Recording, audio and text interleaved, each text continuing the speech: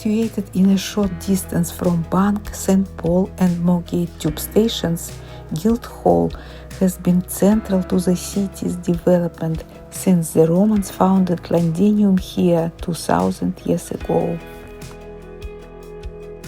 The site of London's Roman amphitheatre, built circa 70 AD, marked here.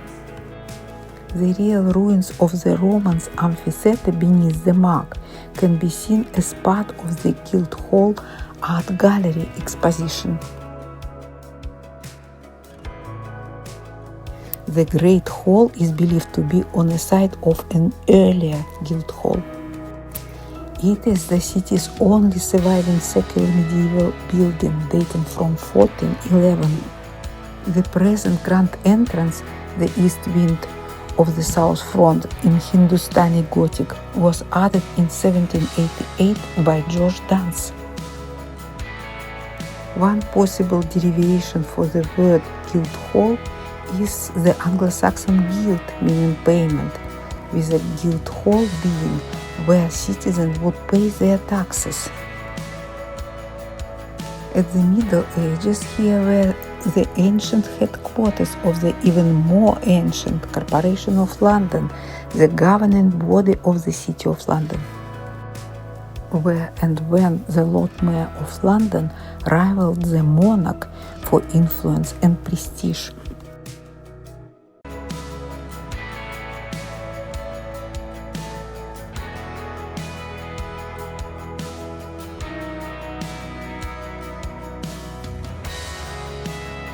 Today, a visit Guildhall Great Hall is possible via pre-booked tour.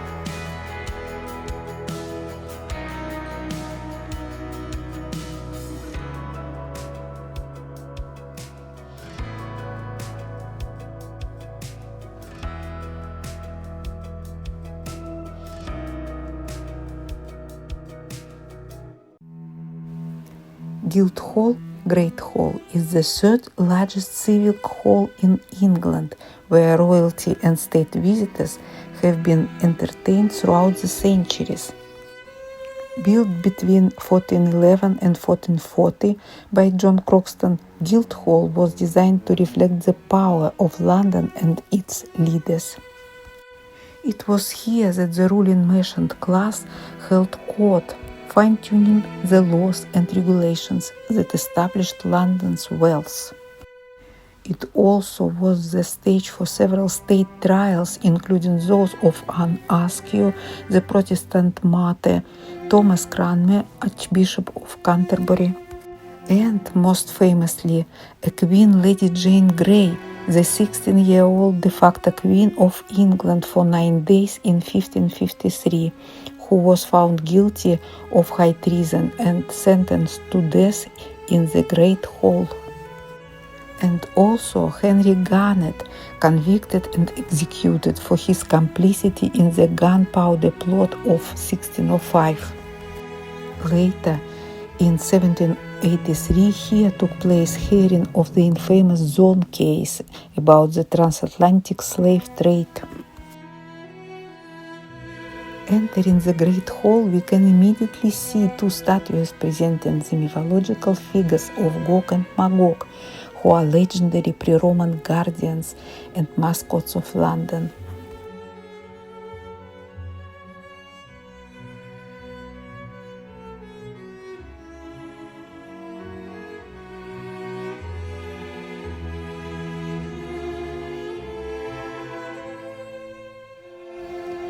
No one knows exactly how old the government of the City of London is, but it is thought to have at least Anglo-Saxon origins and certainly predates the government of the country as a whole. Successive monarchs and governments over the centuries have confirmed the right to self-governance of the City of London due to its wealth, power and influence.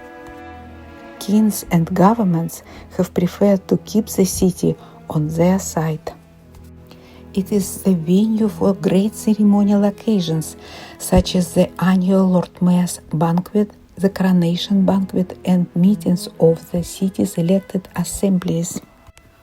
The hall did suffer severe damage during the Blitz of the Second World War, including the destruction of the roof. Much of the interiors have a post-war reconstruction, but the outer structure is largely medieval. All around the hall are a series of incredible stained glass windows. They are post-war reconstructions of the windows that were here prior to being blown out during the Blitz. Look closely and you will see a series of names in the glass. There are the names of all nearly 700 Lord Mayors over the centuries, 2 of which were women, and the monarchs that were on the throne when in power. Our guides were very knowledgeable about everything in this hall. Her description of the City of London Lord Mayor election process was particularly interesting. Sheriffs, right, because they've come up through the hierarchy. You have to be a common councillor first, then you have to be a sheriff, an alderman, then you'd have to be elected sheriff, and then one of those two will be Lord Mayor. And it usually doesn't go to a ballot. We usually say the two names and they'll say aye, or if they really don't want them, they'll say not this year. But only 2 or 3 times does it ever go to ballot. And that's really only if the sheriff has been a bit naughty during his time of office. The hall has statues and dramatic monuments to famous national figures. There is a statue of Sir Winston Churchill.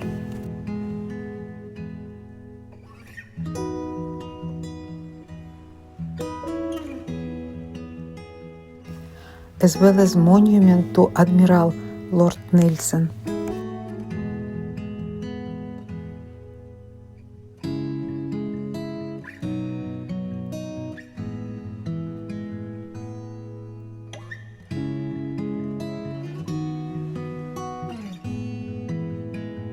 The monument of Duke of Wellington.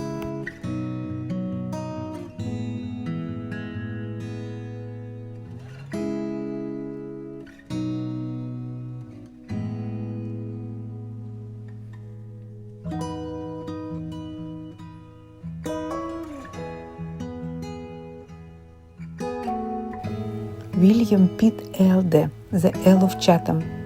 The commemorative inscription begins with "In grateful acknowledgement to the supreme disposer of events who intended to advance this nation."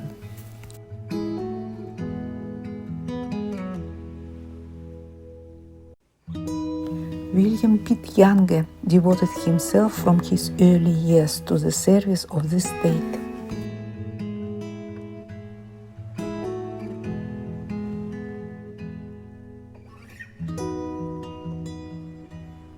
There is also a monument to William Beckford, twice Lord Mayor in the 1760s.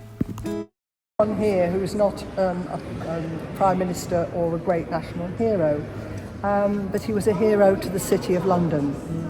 He was considered to be sticking up for the city's right to speak out and was therefore considered as a hero of the city. They erected this monument to him at that time. This Boer War memorial was erected in 1907 by sculptor Frederick William Pomeroy.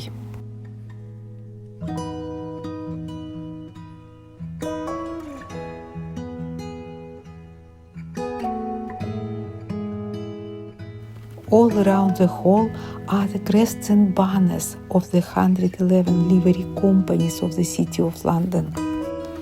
They are sorted into an order of precedence based on their power and influence, and the top 12 are known as the Great 12.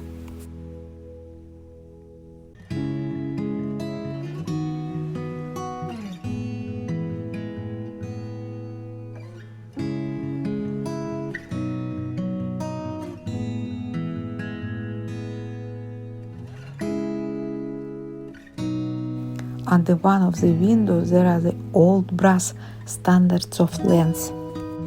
There were the official measurements of 1 foot, 2 feet, and a yard against which merchandise could be measured.